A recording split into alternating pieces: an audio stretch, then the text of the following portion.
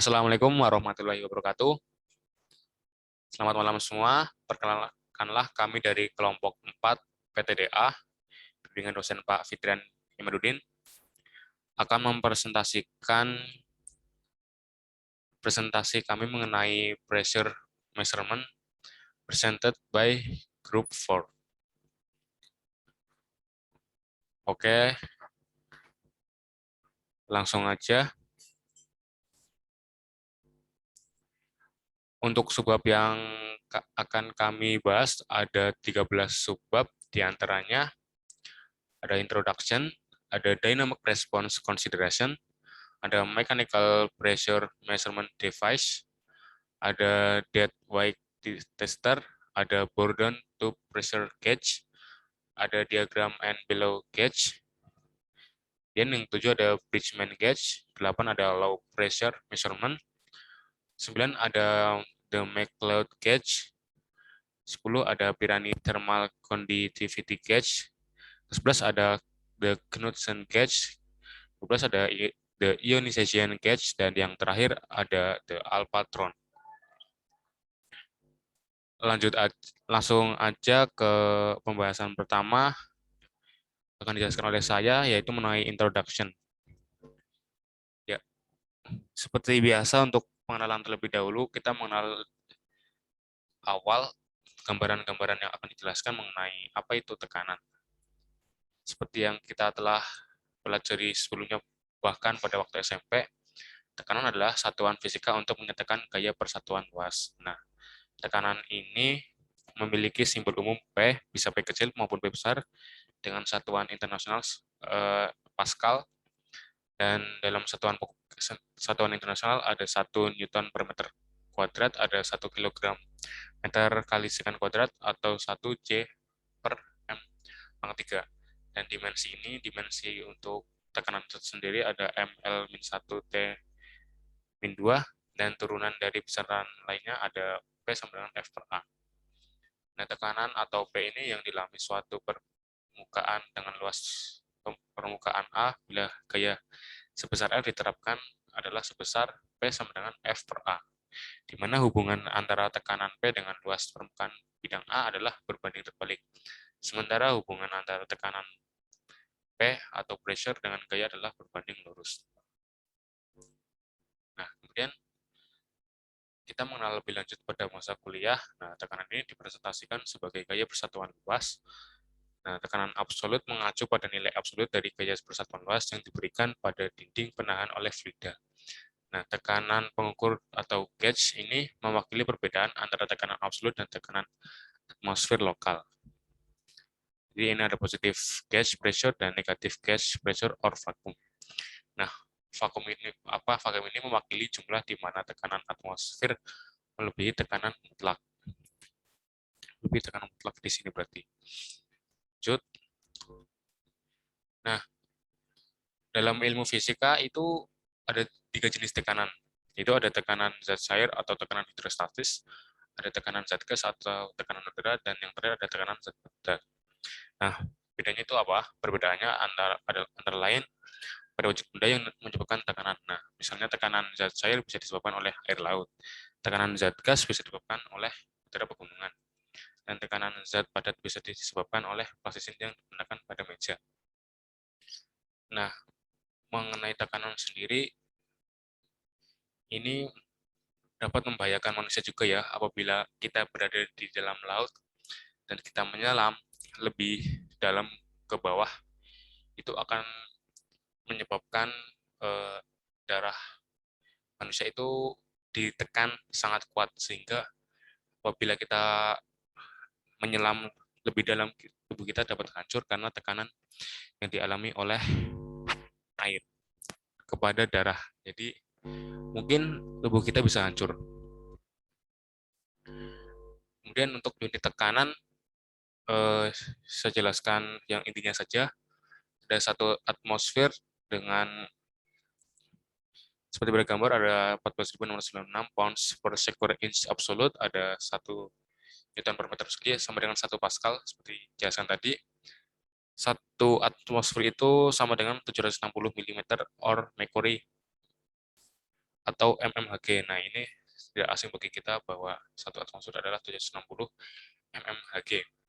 Nah, satu baris sendiri ada 105 Newton per sekilometer atau 1 kilo Pascal, dan bisa ditampak pada layar seperti ini, bisa dibaca sendiri.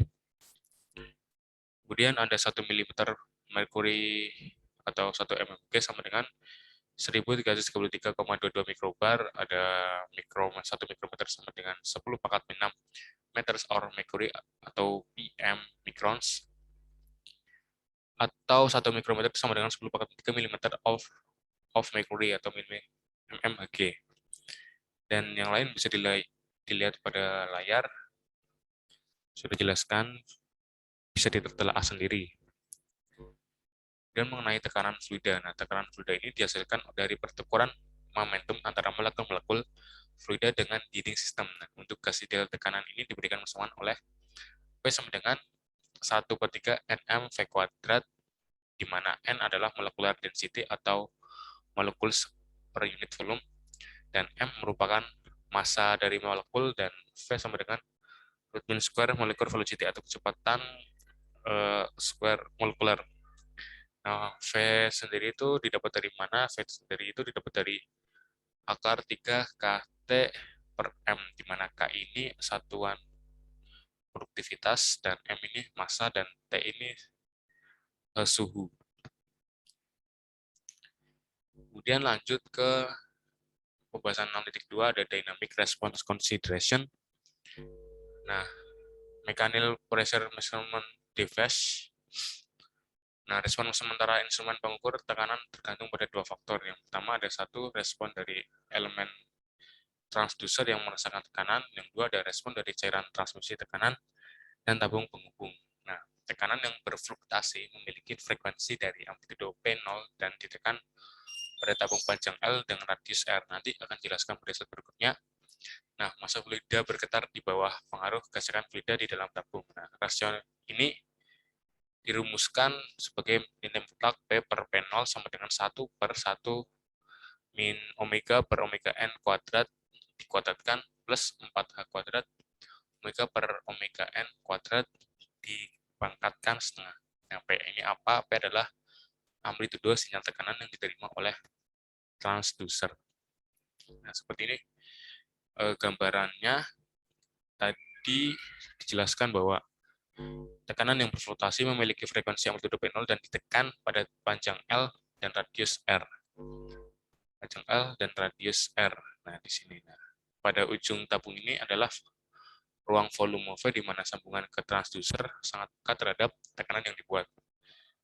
Nah, mengenai transducer itu apa, saya akan jelaskan lebih tepatnya ke transducer tekanan. Nah, biasanya ini banyak terdapat pada tabung Bourdon ya. Nah, pressure transducer ini apa? Digunakan untuk mengukur dan mengendalikan tekanan, seperti tekanan cairan atau gas. Nah, jenis transducer tekanan yang antara lain ada tabung Bourdon sebagai contoh. Kemudian akan dijelaskan oleh teman saya berikutnya. Baiklah, yang selanjutnya itu materi tentang mechanical pressure measurement device. Yang pertama untuk mechanical measurement, pressure measurement device ini yaitu manometer fluida. Yang dimana manometer fluida ini adalah perangkat yang banyak digunakan untuk pengukuran tekanan cairan dalam kondisi steady state pada dan laboratorium. Contoh dari manometer yang pertama itu manometer YouTube.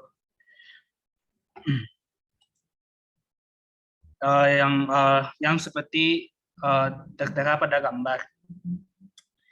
Perbedaan tekanan antara tekanan yang tidak diketahui dan atmosfer ditentukan sebagai fungsi dari tinggi diferensial. Kepadatan cairan yang mentransmisikan tekanan ini adalah ρF, dan kepadatan cairan manometer ditentukan sebagai ρN. Keseimbangan tekanan dari dua kolom ini menentukan bahwa PA plus G per GC dikali H ρM sama dengan P tambah plus G per GC dikali H rho F. Atau bisa juga dijadikan dengan P kurang PA sama dengan G kali GC kali H dikalikan dengan rho M kurang rho F. Persamaan di atas memberikan prinsip dasar manometer YouTube.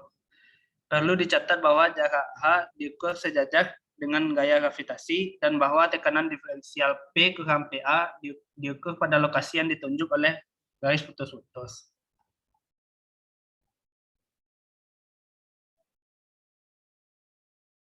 Sensitivitas dari manometer YouTube sendiri dapat didefinisikan sebagai sensitivitas sama dengan H per P kurang PA atau sama dengan H per delta P atau sama dengan juga dengan 1 per G per GC dikali rho M kurang rho F. Atau untuk manometer YouTube dengan rho M lebih besar dari rho F, sensitivitas dapat dinyatakan dalam 1 per rho M dikali G per GC. Next.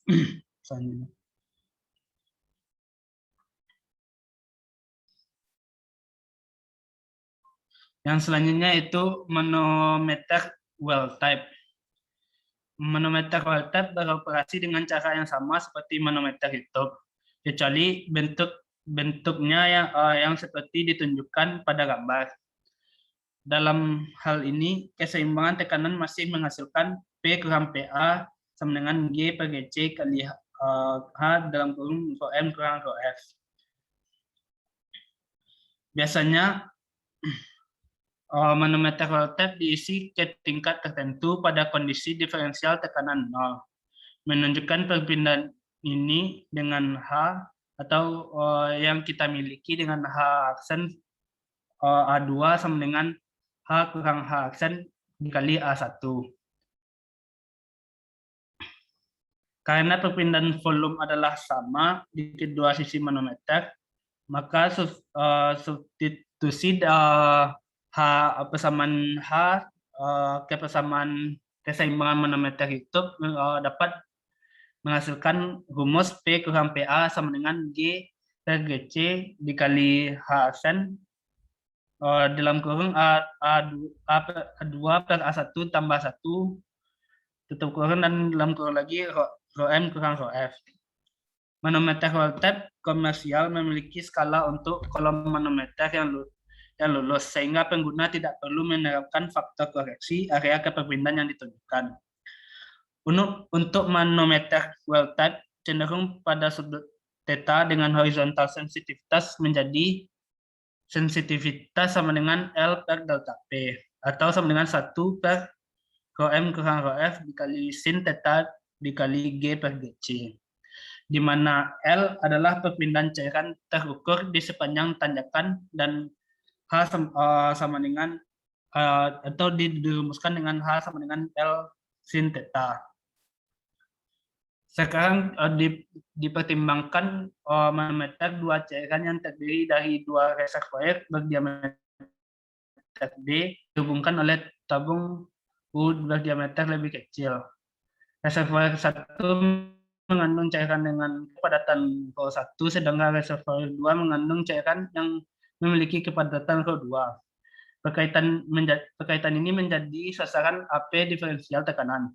Sensitivitas ini dapat diturunkan dengan dengan rumus sensitivitas sama dengan H per delta P atau sama dengan D per D kecil per D besar dikuadratkan dikali rho 2 tambah rho 1 ditambah dengan rho 2 kurang rho 1 yang lalu dikalikan dengan G per GC dan dipangkatkan lagi min 1.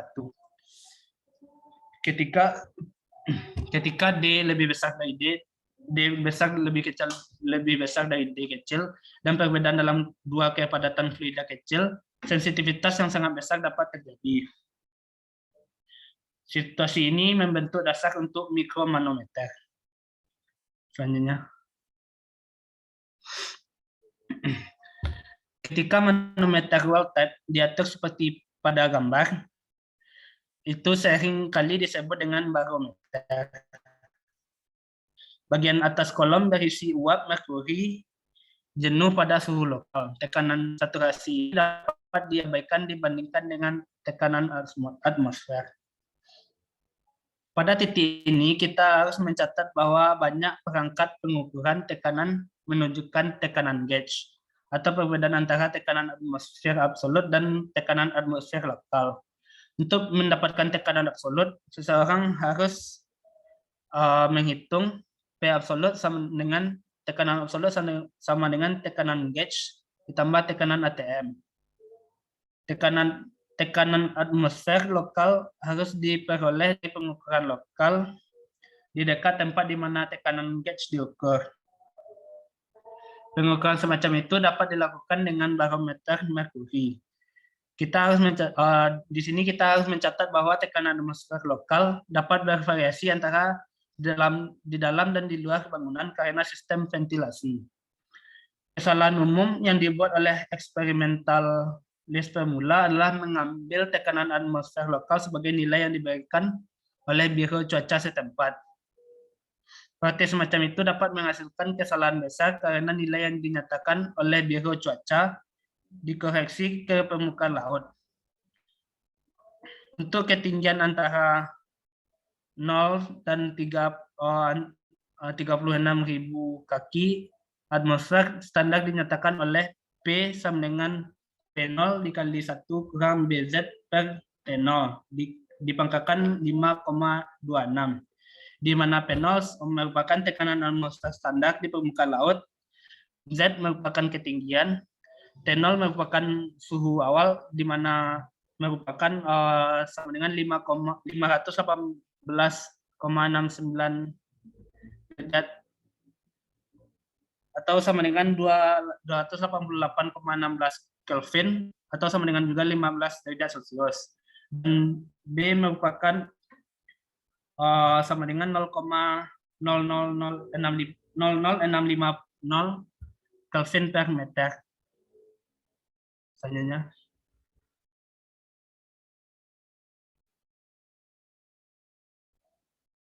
Materi selanjutnya akan dijelaskan oleh teman saya. Ya, selanjutnya akan membahas mengenai Deadwick tester. Jadi definisinya sendiri itu Deadwick tester adalah perangkat yang digunakan untuk menyeimbangkan tekanan cairan dengan berat yang diketahui. Jadi perangkat ini biasa digunakan untuk kalibrasi statis pengukuran tekanan dan sebaliknya jarang digunakan untuk pengukuran tekanan yang sebenarnya. Jadi untuk kali ini saya akan membahas berfokus pada penggunaan penguji bobot mati atau Deadwick tester sebagai perangkat kalibrasi. Selanjutnya. Nah, di sini ada schematic of Deadwick tester, di mana di sini ada komponen-komponen, terutama ada gigs atau indikator penunjuk tekanan, kemudian ada wick atau bebannya, kemudian ada piston, ada chamber, ada valve, dan plunger. Next.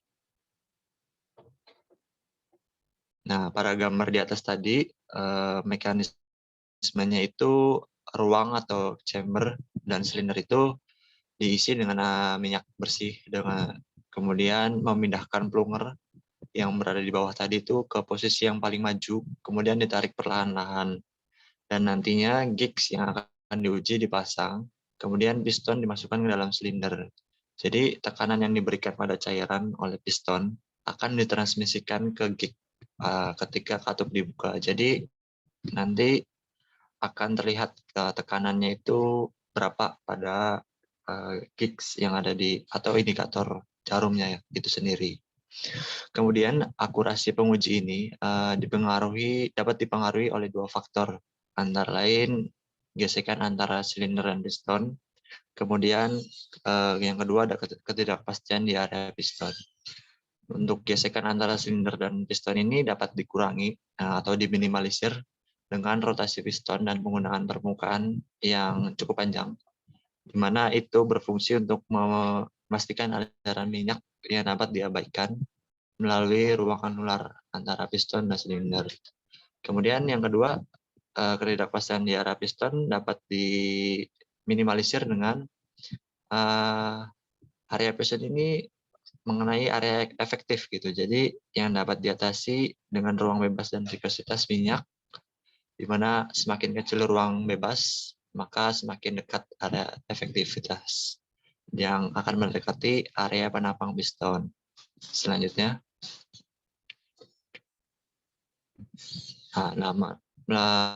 berdasarkan penjelasan tadi, ada ruang bebas yang mempengaruhi penguji ini.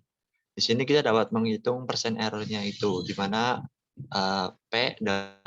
rho delta P akar setengah B pangkat 3 dibagi mu dl. Jadi rho-nya itu ada density of minyaknya, delta P ada pressure, kemudian B ada clearance spacing atau ruang bebas, kemudian ada mu ada viskositas, D ada diameter piston, dan L ada panjang pistonnya. Jadi pada tekanan tinggi ini dapat terjadi deformasi elastis, di mana silinder yang meningkatkan jarak clearance dan dengan demikian meningkatkan kesalahan penguji. Selanjutnya, dan kemudian di sini ada sebab mengenai Bourdon-Top pressure gauge yang menjelaskan tabung Bourdon. Jadi definisi Bourdon-Top ini merupakan alat pengukuran tekanan statis yang biasa digunakan dan relatif murah, yang dimana alat ini tersedia secara komersial dalam berbagai ukuran, diameter 1 hingga 16 inch, dengan berbagai akurasi. Jadi untuk akurasi tertinggi pada Bourdon-Top ini ada yang dinamakan Hess-Gauge kuadrat, di mana memiliki akurasi 0,1% dari pembacaan skala penuh, di mana alat ini sering digunakan sebagai standar tekanan sekunder dalam pekerjaan laboratorium. Selanjutnya, dan di sini ada schematic of Bourdon-Top pressure gauge, di mana di sini terdapat komponen berupa Bourdon-Top, kemudian ada rack, ada adjusting screw, pivot, dan adjusting cage. Kemudian di dalam sini terdapat needle shaft, di mana nanti tekanan masuk ke dalam lubang di sini, kemudian nanti diproses, yang nanti ujungnya terlihat tekanan itu dapat dikonversi menjadi indikator jarum yang ada pada komponen Bourdon-Top ini. Selanjutnya, jadi tabung top ini biasanya berbentuk tabung cross section null ellipse yang memiliki konfigurasi bentuk C. Ada bentuk lain juga yang berbentuk helikal atau spiral dan sebagainya, di mana nanti pada Bourdon-Top ini tekanan diterapkan ke bagian dalam tabung, kemudian nanti hasil deformasi elastisnya yang ideal sebanding dengan tekanan, di mana ini tingkat linearitas tergantung pada kualitas gauge-nya itu sendiri, di mana nanti ujung gauge terhubung ke hubungan pegas yang membuat perpindahan dan mengubahnya menjadi rotasi sudut penunjuk yang ada pada indikator petunjuk tekanan. Kemudian ada gauge strain resistensi listrik ini juga dapat dipasang pada tabung Bourdon, di mana untuk merasakan deformasi elastis, di mana desain ini inklusif sudut tekanan digital, di mana respon gauge strain piezoresistance mengklaim akurasinya itu mencapai 0,02% skala penuh dan tersedia dalam skala penuh berkisar antara 10 hingga 10.000 PSIA. Selanjutnya, selanjutnya akan dijelaskan oleh teman saya. Baik, untuk subbab selanjutnya akan saya jelaskan, yaitu diaphragma and bellows gauge. Selanjutnya, diaphragm atau and bellow gauge atau diaphragma and bellow gauge bertujuan untuk melakukan pengukuran pada tekanan. Diagram diafragma akan dibelokkan sesuai dengan diferensial tekanan seperti gambar yang di atas, dan electrical resistance strain gauge juga dipasang pada diafragma seperti yang ditunjukkan pada gambar 6.9.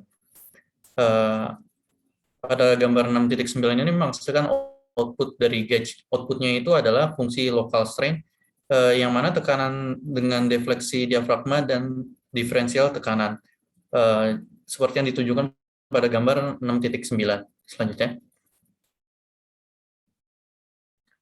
Kemudian ada gaya tekanan diferensial. Gaya tekanan diferensial ini menyebabkan perpindahan below, yang dapat dikonversi menjadi sinyal listrik atau menjalani amplifikasi mekanik. Amplifikasi mekanik ini memiliki tujuan untuk memungkinkan tampilan output pada suatu dial indikator. Below gauge ini umumnya tidak cocok untuk pengukuran yang sifatnya hanya sementara. Tidak bisa untuk sementara karena gerakannya itu relatif lebih besar dan massa, dan dalam pengukuran ini terlibat juga massa, seperti yang ditampilkan pada gambar 6.12, yaitu schematic of a below pressure gauge. Selanjutnya. Subbab selanjutnya adalah the Bridgman gauge. Selanjutnya. The Bridgman gauge ini memiliki persamaan, yaitu R sama dengan R1 dikali dengan 1 ditambah dengan B dikali dengan delta P. Untuk R1 sendiri itu ada resistansi pada satu ATM atau atmosfer, dan B adalah koefisien tekanan resistansi. Dan untuk perubahan P atau delta P itu sendiri adalah tekanan gauge. The Bridgman gauge ini dapat digunakan untuk pengukuran tekanan. Dapat diukur hingga 100.000 atmosfer atau 100.000 ATM. Gauge ini terbuat dari kawat halus manganin. Kawat halus manganin itu adalah kawat yang memiliki komposisi yaitu 84% Cu atau copper, atau dalam bahasa Indonesianya tembaga. Kemudian 12%-nya Mn atau mangan, dan 4%-nya itu adalah Ni atau nikel, yang memiliki ketahanan sebesar 100 ohm. Dan bridge circuit konvensional ini digunakan untuk mengukur perubahan resistansi seperti yang digambar di kanan. Kawat resistansi sendiri ini dapat merespon variasi dalam kisaran megahertz, tetapi respon frekuensinya akan sangat terbatas, yaitu pada angka yang lebih rendah dalam pengukuran tekanan ini. Selanjutnya. Subbab selanjutnya itu ada low pressure measurement atau pengukuran tekanan rendah. Selanjutnya. Low pressure measurement ini digambarkan pada gambar yang terdapat di slide ini. Pengukuran dalam hal ini dapat berbagai macam, seperti Bourdon gauge, manometers, dan berbagai diafragma gauge mungkin dapat dilakukan. Namun untuk low pressure measurement ini tidak dapat diakses oleh pengukuran konvensional seperti lainnya, karena low pressure measurement mengukur tekanan absolut. Yang diukur itu hanya di bawah 1 torr atau 1 mmHg atau sebesar 133 Pascal. Selanjutnya. Untuk subbab selanjutnya ada the MacLeod gauge.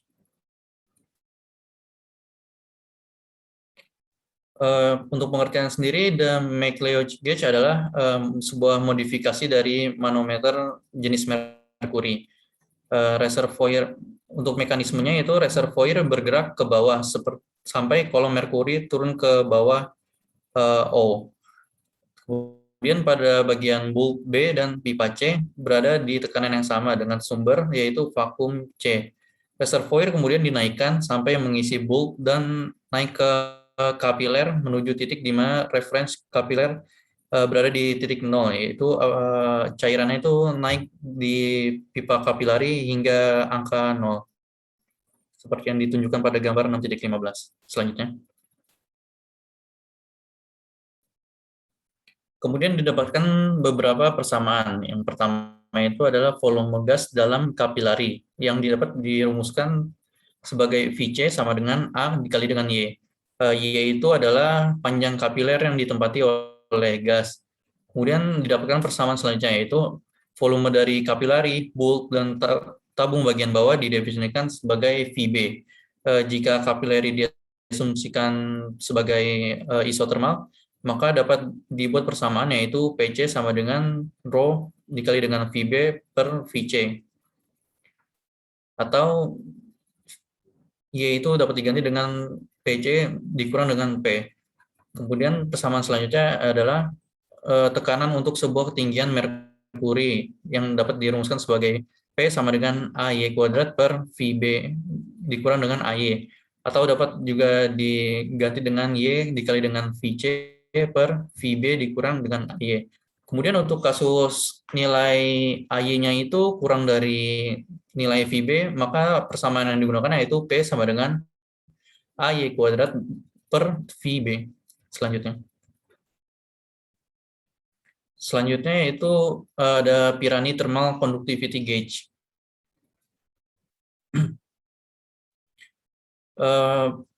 Pada saat Pirani ini berada di tekanan rendah, konduktivitas gas efektif menurun dengan tekanan.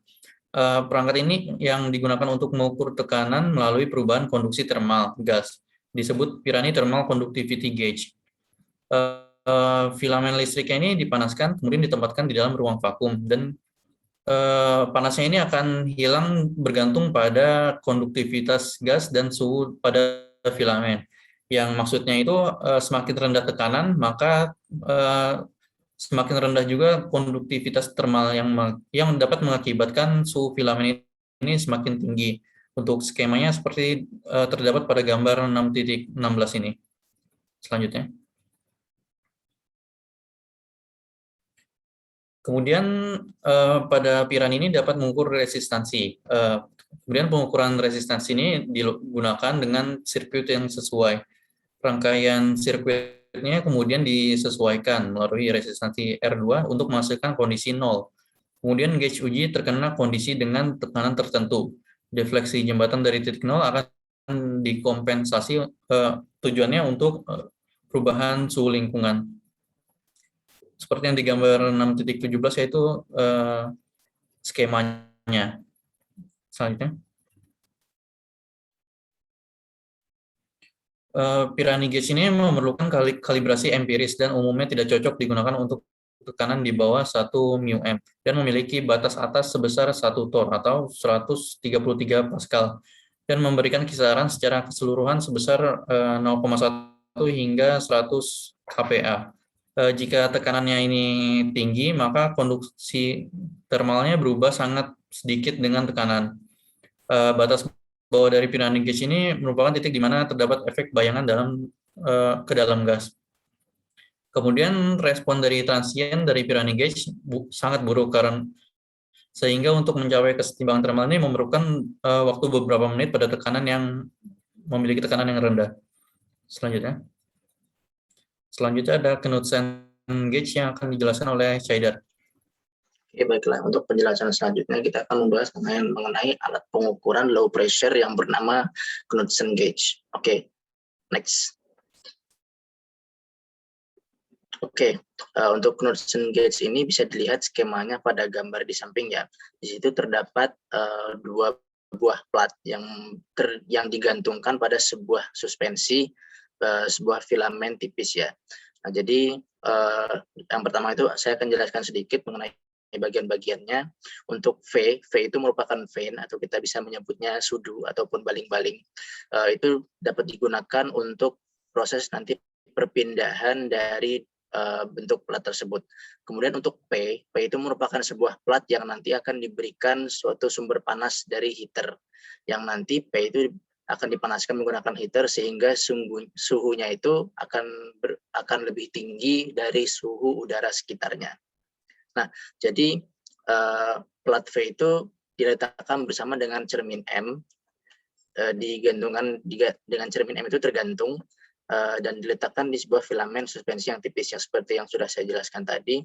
Kemudian suhu dari plat V tersebut adalah yaitu suhunya itu disesuaikan dengan suhu gas yang berada di sekitar lingkungan dari Knudsen gauge ini. Nah, jadi bagaimana cara kerja Knudsen gauge ini? Nah, jadi Knudsen gauge ini menggunakan prinsip pergerakan atau dinamika molekuler yang pergerakan itu sangat kecil ya. Nah, jadi molekul yang menuju plat V itu memiliki kecepatan yang lebih tinggi ketimbang yang meninggalkan dari plat V. Ini dikarenakan molekul yang bergerak itu berasal dari plat P itu yang memiliki suhu yang lebih tinggi.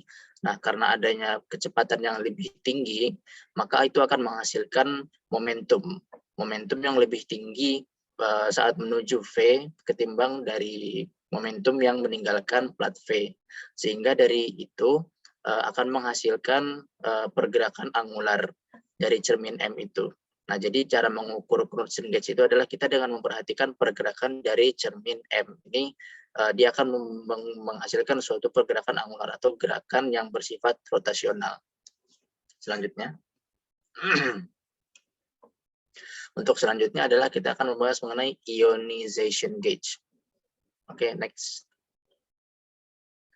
Nah, seperti namanya ya, ionization gauge itu pasti tidak akan jauh dari yang namanya suatu muatan atau bisa lebih erat hubungannya dengan suatu elektron atau suatu muatan listrik. Oke, jadi yang pertama ini gambar di bawah ini merupakan skema dari ionization gauge ini. Jadi yang pertama itu kita memiliki katoda, kemudian ada sebuah plat atau plate ini, kemudian ada grid. Grid itu merupakan kisi-kisi ya. Jadi seperti jaring-jaring. Kemudian ada vacuum source, yaitu merupakan sumber dari udara vakum.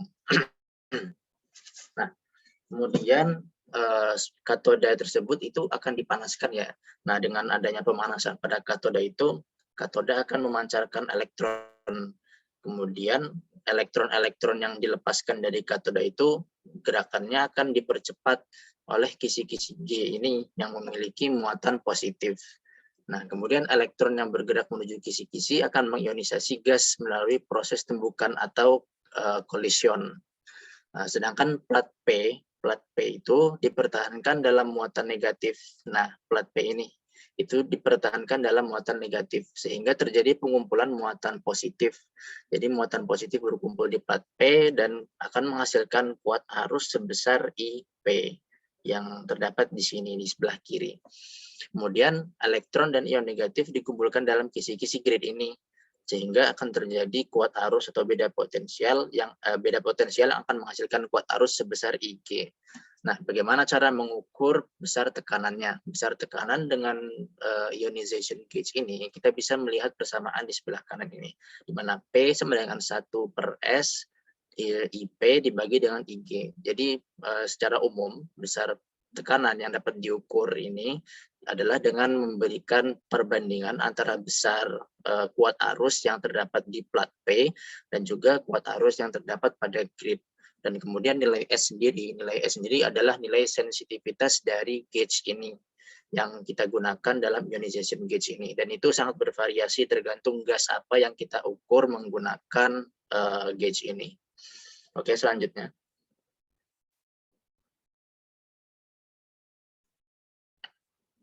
Untuk bagian selanjutnya adalah mengenai alphatron.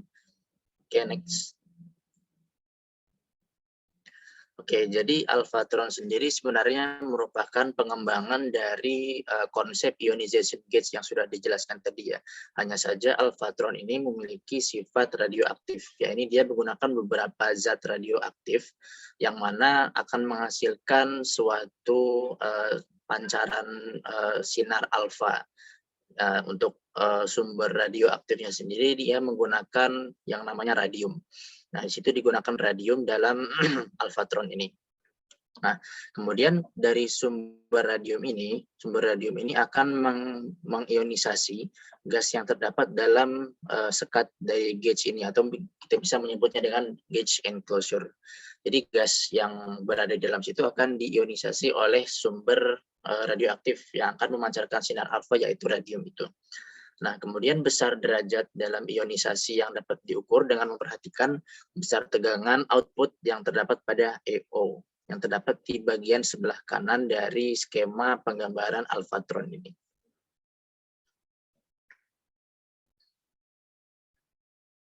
Oke, next.